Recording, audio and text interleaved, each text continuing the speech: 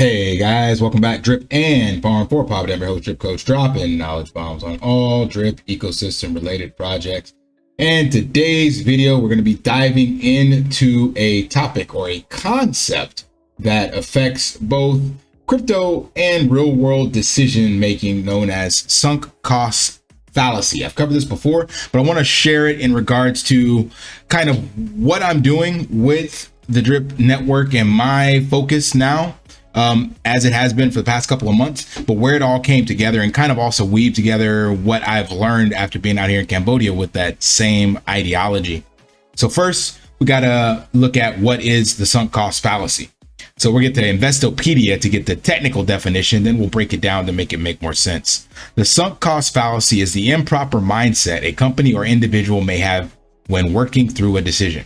The fallacy is based on a premise that committing to the current plan is justified because resources have already been committed. This mistake may result in improper long-term strategic planning decision based on short-term committed costs. That's a mouthful, but basically it's a cognitive bias that tricks our mind into believing that the more we invest in something, the harder it becomes to let go, even when it no longer serves us. So the fallacy clouds our judgment and often leads us to make irrational decisions.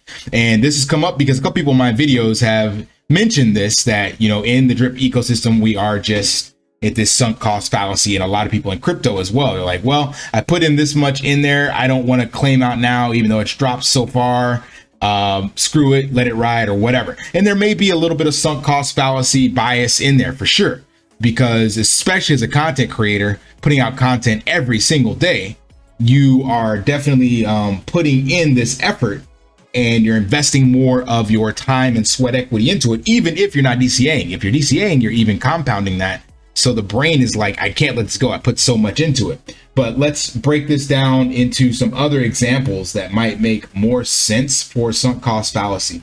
So imagine that you are owning, or you own, a aging car that requires constant repair and maintenance. You pour a significant amount of time into keeping it on the road, but it's becoming increasingly unreliable, meaning your efforts are not working.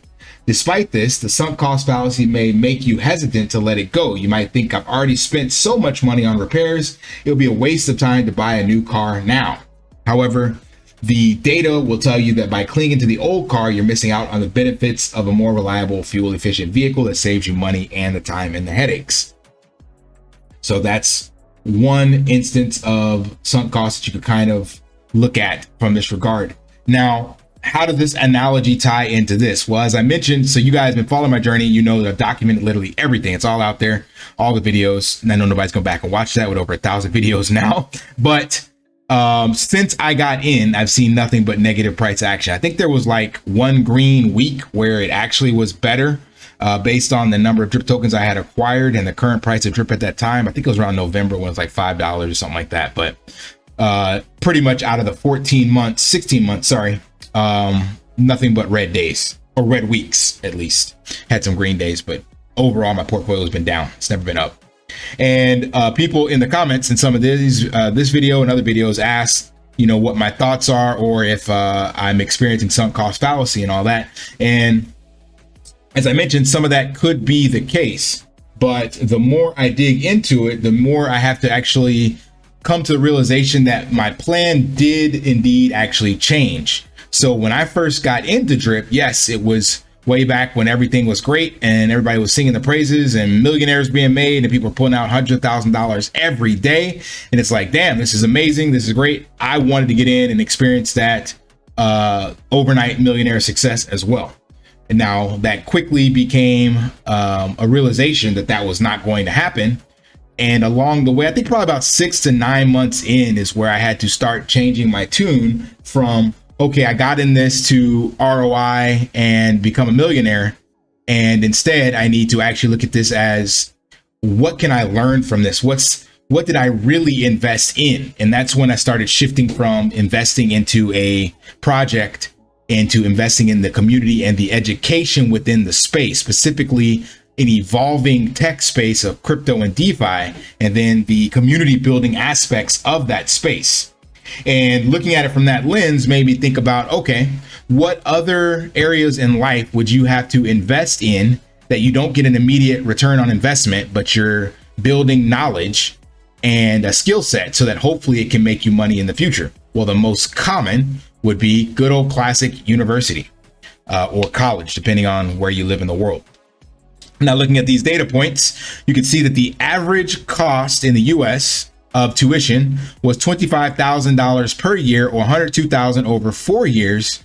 Or if you're out of state, 44 grand and 176 grand, or private, 54 grand and $218,000. That comes from this website here. So if you average that out, that's like $25,000, probably more than that when you take all three of those. But we're going to use the low end of $25,000 a year. Now, I have put into drip, or in the drip ecosystem, counting pigs, dogs, the farm, all this stuff, the garden, bee reap, $41,000, right? So that means just shy of 2 years worth of college, or a 2-year university. So like an associate's degree. Now, what would I get from that associate's degree? One could argue definitely nowadays, nothing. They're going to teach you things that are outdated and things you can learn more of which from just opening up the internet and going to a Udemy course, or directly learning from influencers in the space that do the thing you want to learn, or even taking that money and investing in yourself and trying to build said thing if you're an entrepreneur. So that's what I had to start looking at. I was like, okay, I put this 41K up. I'm not going to get it back anytime soon, nor is anyone on my team. So if you look at the traditional retail guys like Michael Saylor and Raoul Pal, they tell you to look at like Bitcoin as a 4-year investment, or anything outside of 10, really. It's like, don't even think about it, you know, come back and check it in 10 years. So I'm not looking at this as 10 years, but I am looking at this now as something even better than investing in college, because what I've gained since then, over the course of now 16 months and some change, I have built up almost 5,000 subscribers. And this is all from me and sweat equity. Not to throw shade at any other content creators, but there are a lot of other drip influencers that have gotten a huge pump because they've had Forex on their channel. So once you get them on there, people in the drip community start to subscribe. I haven't had that, and I don't think I'll ever get that, because I just don't have the fanboy echo chamber to support my channel, which is great because it shows you what can be done on its own with your own sweat equity and effort. So I've gotten, it's actually over 100,000 views right now. YouTube has not calculated that. I just posted, oh sorry, over 1 million views. I just posted that and shared it, but we'll just go with this for now.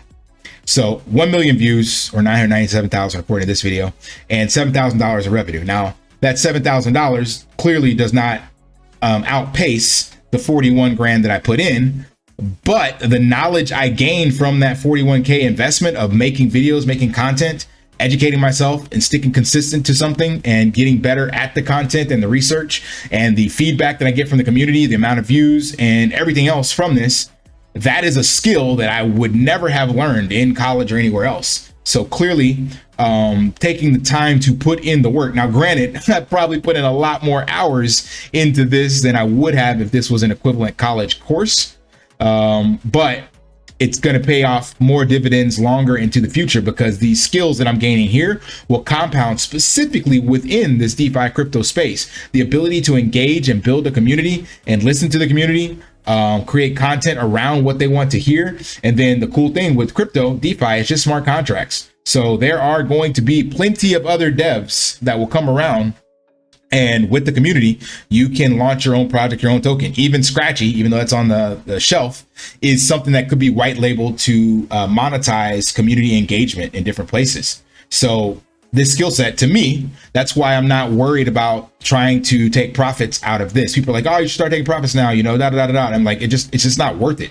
Like at the prices right now, I still can't ROI, even if all of my drip were available. So across all my wallets, I have about 80,000 drip. If I could miraculously claim all that in one swoop at these prices, I still will not ROI with the 41K. So it doesn't make any sense. People are like, well, take profits, you know, take some of it off the table. Yeah, I could, but it doesn't matter now. It's been 14 months, 16 months. So I'm looking at what I invested in: self-education, self-development, community building, understanding crypto, all these things. And that also takes me to a real life example. I've never showed you guys this, but I've mentioned it a couple times before. I came out here to Cambodia and literally spent multiple thousands of dollars, tens of thousands, multiple, to build a physical facility. Now, any of you who have never gone on the entrepreneurial journey probably don't really know how difficult it is to build something, even if it's online only or drop shipping or Amazon, FBA.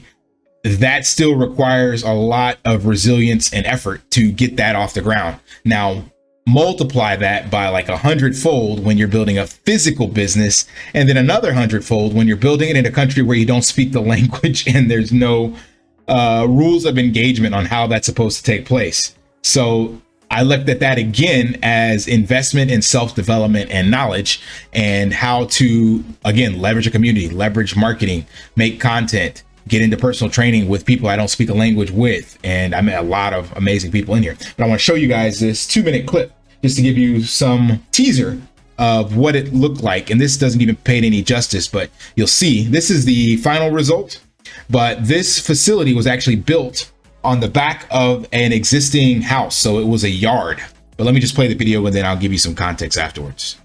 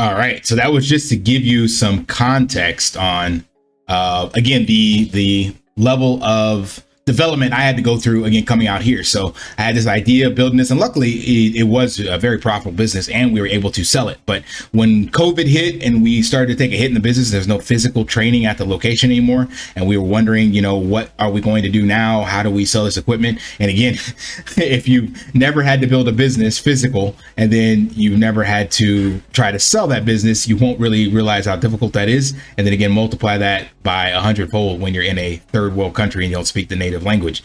But I had to remind myself at that stage that what I invested in was not in a multi-million-dollar business that I was supposed to turn around or create. It was in the education of building a business, building a community, managing clients, managing customers, all the different hats you have to wear to go from working in a business to on the business. And I was prepared at the end of this when we decided we were going to move and transition to just online training and get rid of this physical space. I was like, yo, whatever we get for it, who cares? Because we've made the money back plus some, and we now are moving to a place with less headaches. But it had to come from, in my head, had to come from a place of just understanding what I actually invested in. And that's how I'm wrapping all this together. It's the investment in self-development and knowledge. No one can take that away from you. So you may be in crypto and DeFi because, much like me, you thought you're going to become an overnight success and a millionaire. But if you actually take the time to learn and improve your foundation for transformation, that's why I call it lift, then you will actually develop the skills necessary that on a long enough timeline, you will succeed as long as you don't give up. So that's where all this comes into play, because I'm able to take all these different things that I've learned over the last 7 years out here in Cambodia, and the different businesses, from drop shipping to physical to now online to now crypto. But it all is underneath the same umbrella of self-development, coaching, community, mindset, all these different things. And I'm able to pull them all together. So I don't personally see this as a sunk cost fallacy sort of equation. I'm sticking with the drip network because of the drip community. So it could have been labeled any other token, could have been any other crypto asset or whatever. As long as it was SAFU and the community was passionate, if I had have gotten into it, then I would have just stuck by it. So that's why I'm here, because of the people that I built up, the channel that I built, the people in my community, the support that I get, and my vision of empowering the impoverished. I'm going to continue to put out this content and continue to support people in the way that I feel is best necessary. That means some things you're not going to like. Some things I'm going to say are going to rub you the wrong way. But that's my attempt at being honest and transparent and trying to give you guys the good and the bad. You got to eat your vegetables. You got to do your run. It's not all sunshine and rainbows towards the body you want. There are sacrifices along the way. So hopefully this gives you guys some additional clarity, especially some of my new viewers. I know I've gotten a lot of recent viewers over the last few days or month. It's higher than normal. So you guys that have tuned in, appreciate you. So at least now you have some background on me and my morals and values, moral compass, so to speak.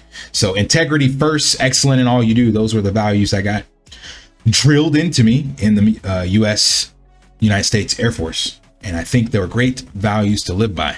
So I'm going to continue doing that. All right. That's all I got. Hope that provides some value. Hope that provides some clarity and some simplicity to sunk cost fallacy. And if it did, you know the drill. Smash that HBO special, help a brother out, like, subscribe, comment down below. And until next time, lift daily and achieve your impossible. See ya. Want to pay your in real life bills with crypto? How about send crypto directly to anyone with a bank account? SPRITZ Finance is a decentralized solution to be your own bank and connect your crypto earnings to real world bills and payments. They do not take custody of your assets and allow support on multiple blockchains and Web3 wallets. Sign up below using my referral link and you will get $50 back when you make your first $50 bill payment with crypto. Additionally, I will be using referral bonuses to airdrop, donate, or burn based on community feedback. Sign up now.